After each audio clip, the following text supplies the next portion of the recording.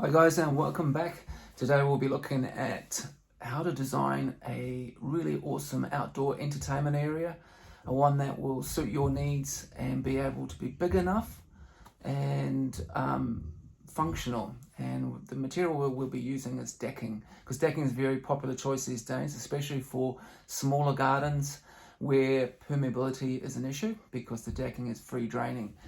So we're going to go through the processes and the tools you need. So before we get started on the project, the things that we're going to need, tool-wise, we are going to need a tape measure. Very important to have a tape measure. This is just a basic 8-metre tape measure, so we'll need one of those.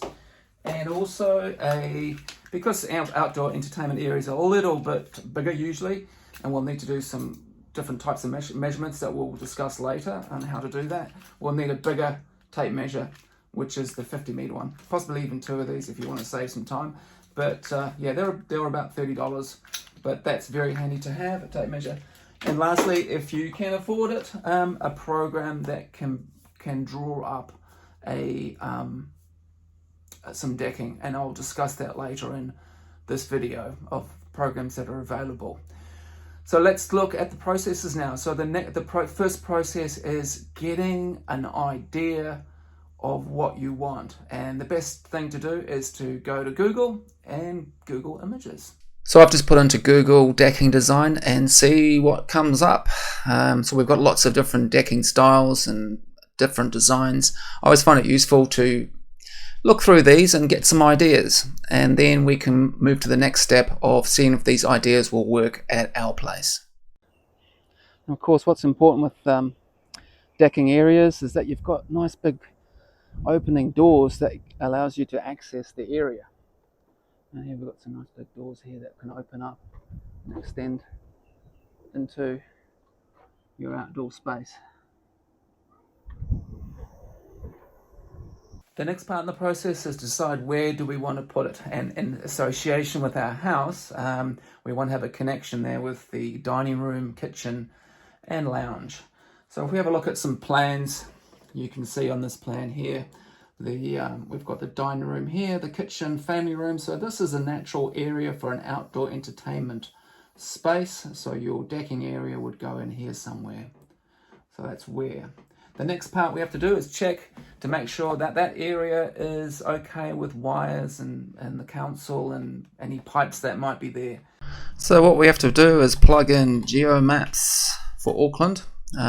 Depending on your council, they'll have information available, and then you just plug in your address.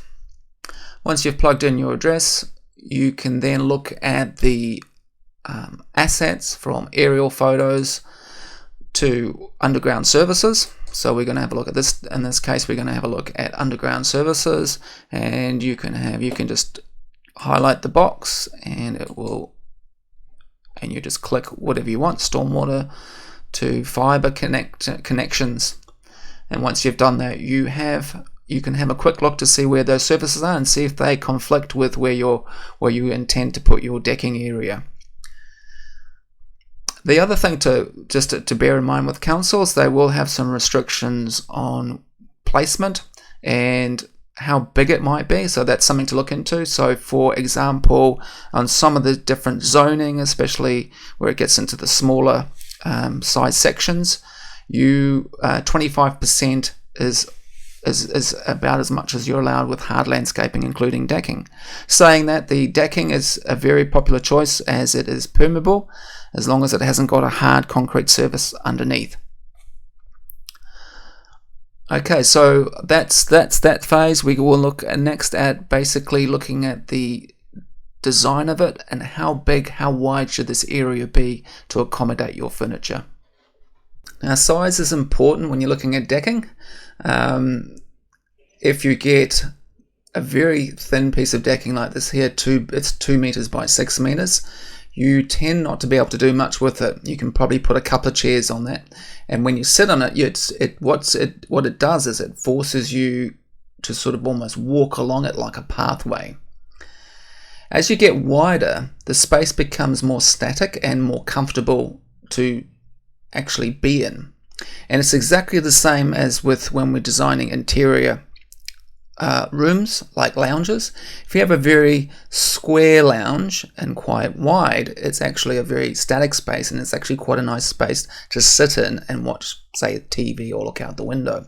If it's a very thin, sort of narrow room, they're quite uncomfortable to be in.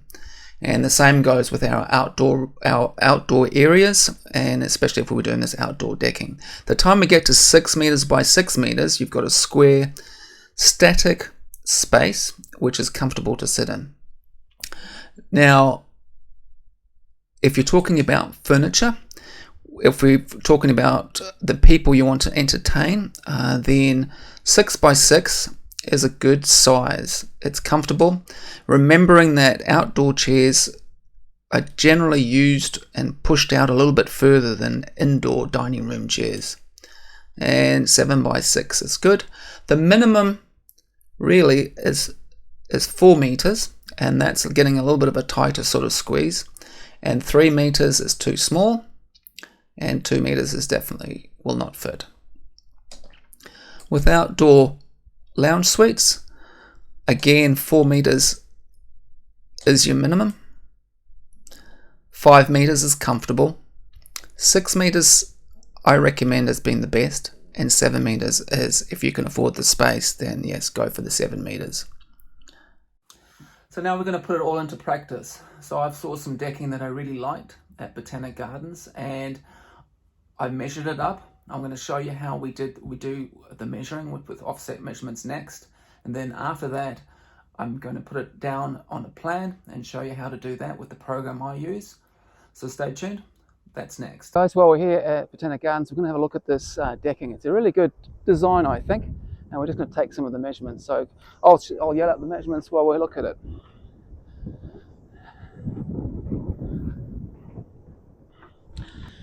Okay, so the seat measures around about 74 centimeters, and then we've got the steps at 1.3,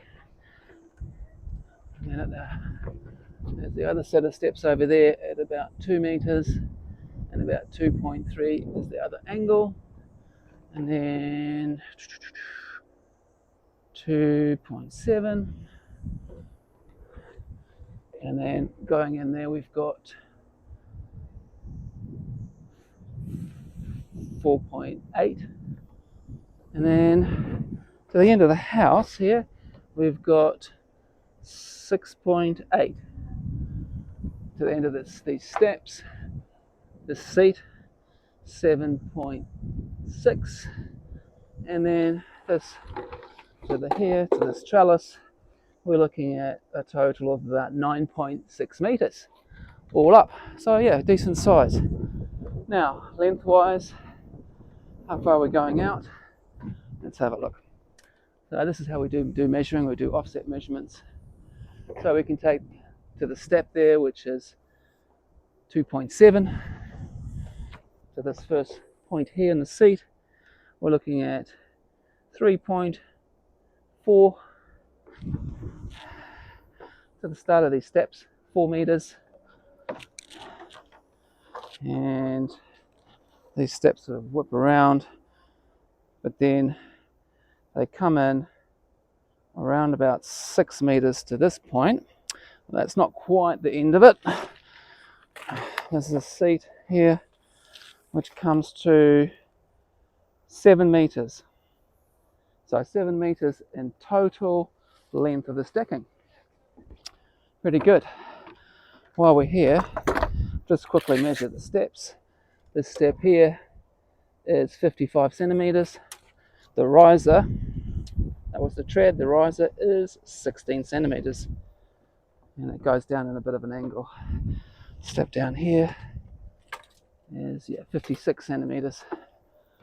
Okay, this seat, just to recheck this big chunky seat here, we've got 74 centimeters wide, so a decent width.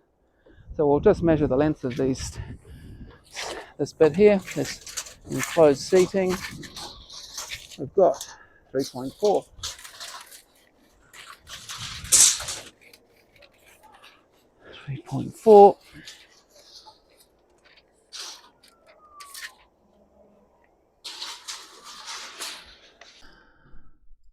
Hi guys, and welcome back, and we're going to draw all the measurements up now. The program I'm using is Real-Time Landscaping Architect 2020, and it's a good program. It has its own deck builder in it, and using decking, and it's got steps. For this one we're going to do, we're just going to use a lot of the offset measurements to start off with. So those measurements that we've taken, we've put them on here. They're basically XY coordinates to locate things. So I'll just put on the dimensions. Once we've got the dimensions on, there they are. That's all our measurements that we've taken. They will be enough to, first of all, locate the house. So if we just want to locate the house, there it is. And then once we've located the house, then we can work in and start placing in the decking. And once we've got the decking in, the stairs, it takes a little bit of time to do that, but then you can place all the seating and put everything in. I did use some octagons on this one just to sort of help me with the shape, because it is an octagonal shape.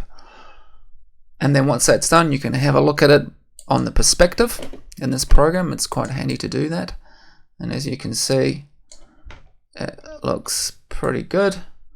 I'll just quickly add some of the pillars as well. I should put in, those are the pillars, and you can see nice gentle steps with those 16 centimeter rises by about 55, stepping up to the large bit of decking there, and then as we go down, stepping down to a slightly different level in this garden. And then all we want to do now is add some furniture. So if we add the furniture, there's our furniture, looking pretty good and very comfortable. Plenty of room. You could get probably 20-30 people on this size decking, no problem. And then obviously if we wanted to later, we could add an umbrella. Okay guys, we're going to leave it there. That's that project finished and drawn up. We could now, if you wanted to, you could use this. You could send this to a builder to build it. You've now got all the measurements needed to take this and build it, which is pretty handy. Hopefully you've enjoyed this. If you have, please give it a like, and we'll see you in the next video.